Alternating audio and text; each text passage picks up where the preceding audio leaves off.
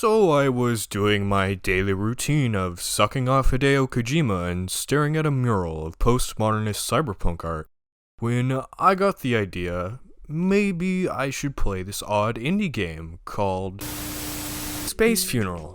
At first I was a bit weirded out by its jarring aesthetics until later in the game where I got to its creamy insides. But before we get into that, we need to define what are video games. And to talk about that, we must discuss parallel universes. So you get into this game and your character looks like Charlie Brown. So what the fuck? Hey y'all, Sock here. Damn it! What the fuck? Welcome back to Wish for Death Island, population me. Welcome to Tales from the Internet, and today we're going to be taking a look at a nice little internet game called Space Funeral. And welcome to Boundary Break, the only show on the internet.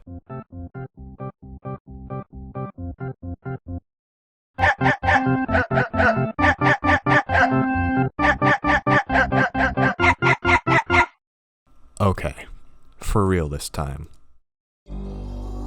In Space Funeral, you play as a chronically depressed guy and venture through the lands of Space Funeral. Wow. It was released in 2010, and I haven't heard about it up until recently.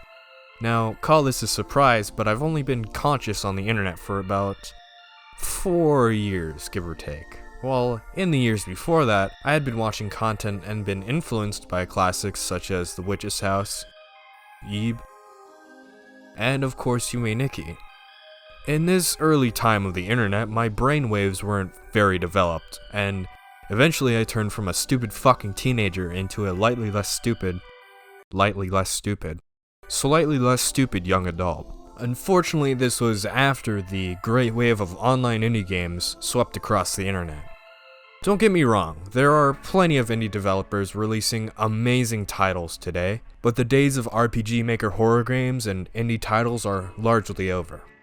So you may be wondering, how did you find out about a near 10-year-old game that has long outlived its relevance? Well, I've heard about it through being introduced to the victory/game over theme of the song.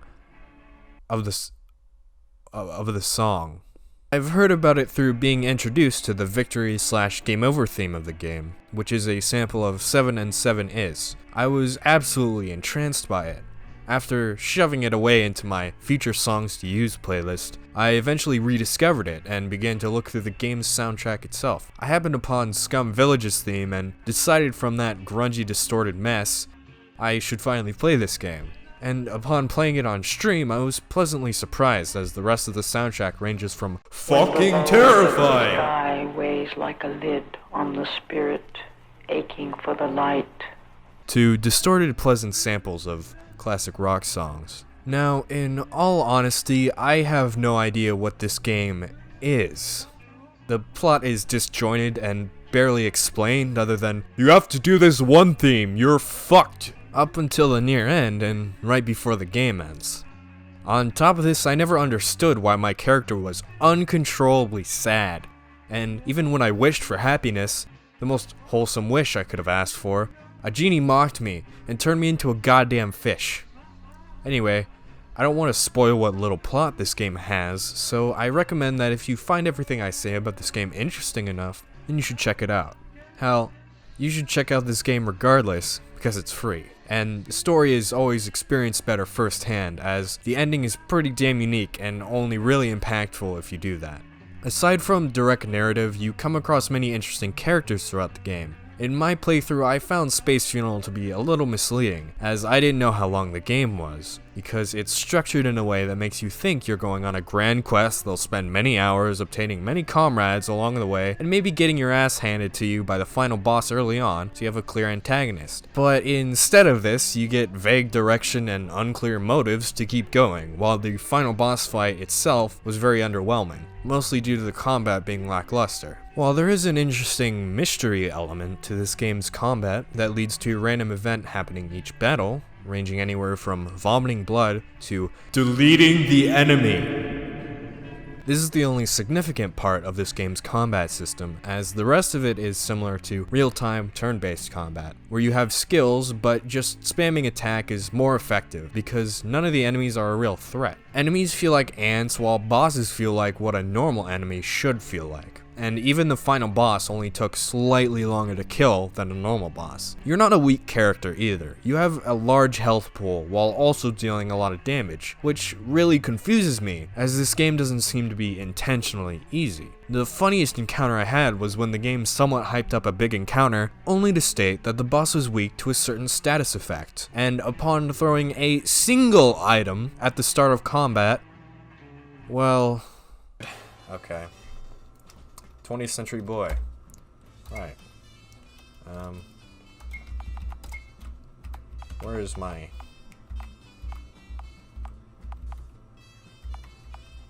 Don't mind me, just looking through all of my items. Yeah.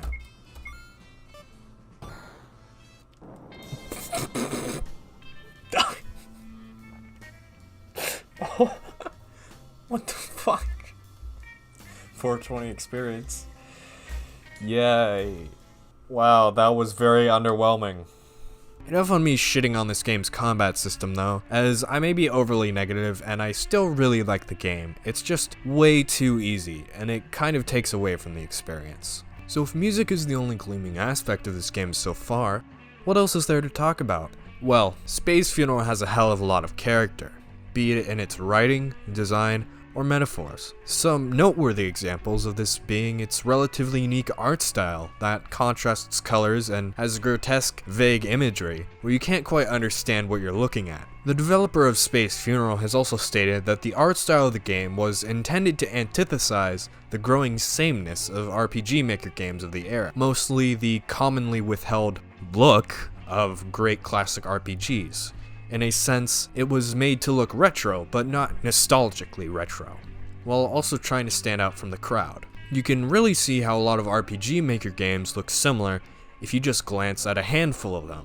While there are some great games, they often share the same visual style and are way too oversaturated, something Space Funeral was trying to build away from. The character and enemy designs in Space Funeral are shockingly unique and sometimes offer commentary on their own, such as literally everybody in one criminal organization looking the exact same, having the same name structure and being devoid of any defining characteristics, although the game also diverts from expectations by making a few of them stand out. They also literally smoke crime. There aren't many enemy groups that have underlying messages like this one, but the designs of the criminal further state the overwhelming repetitiveness and lack of creativity from other RPG games of its era. This isn't very applicable to modern day, due to more creativity in the indie scene now. However, its play on enemy groups being this uncreative and lazy in design can be seen in many games throughout the years, even in games like Pokemon, Skyrim, or most of the other games in the Elder Scrolls series, and probably a lot of other games I can't actually think of. I'm in no way saying that these games in their entirety are uncreative and lazy, but they all share cases of bad guy being bad for the sake of being bad. Finally, the writing in Space Funeral, while not very present in the beginning third of the game and mostly emphasized on the last half, is very comical. You have the previously mentioned genie, who's a fucking asshole, the crime ring of identical criminals, where one of the villagers also claim that their town is well known for having lots of criminals, proudly. And you also just have Dracula, just chilling in a tundra. What did you do, Dracula? I am Dracula. I like to drink the blood. Anything else? Well, do you like to smoke weed? What is this game? Yes, very good, yes. What do? I like to drink blood and smoke weed. That's super. This game is weird, alright? Not only do you have Dracula smoking weed, you also have a literal steak farm that instead of being some stupid pun, there's literally just a bunch of steaks with different personalities. The traveling shopkeeper is a weird Charlie Brown reference, which in turn while I was playing, made me believe that the entire game was just a Charlie Brown fever dream, because the main character kind of looks like him too. And you have Leghorse being an absolute bumbling idiot.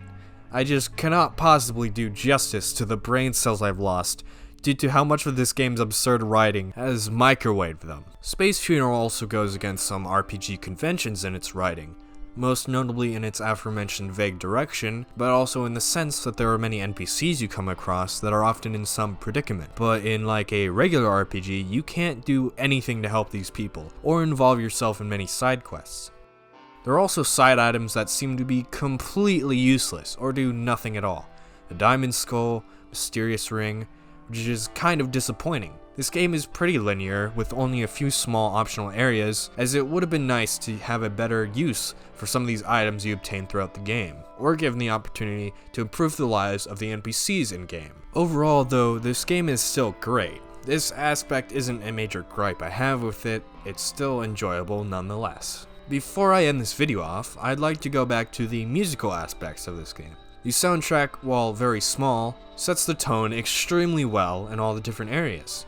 Especially in the starting town, where the track of heavily distorted rock gave a very dystopian and melancholy feel that was probably intended. Another good example is the track in the Blood Cave, which was genuinely more terrifying than anything else in that area, which was complemented well with the dark red filter covering everything. As a whole, I really love the music in this game. Even though the soundtrack is mostly sampled from other songs, it fits this game well. As a last minor side note, the game has a few fan-made sequels that I haven't gotten around to playing, but I might check them out, due to the original developer of Space Funeral deeming the games as canon. The story of these sequels are kind of bizarre, and the creators of the fan games wanted to impress the original developer, and the guy went so far as to make them official. It's an interesting and somewhat wholesome weird fact I discovered while researching for this game.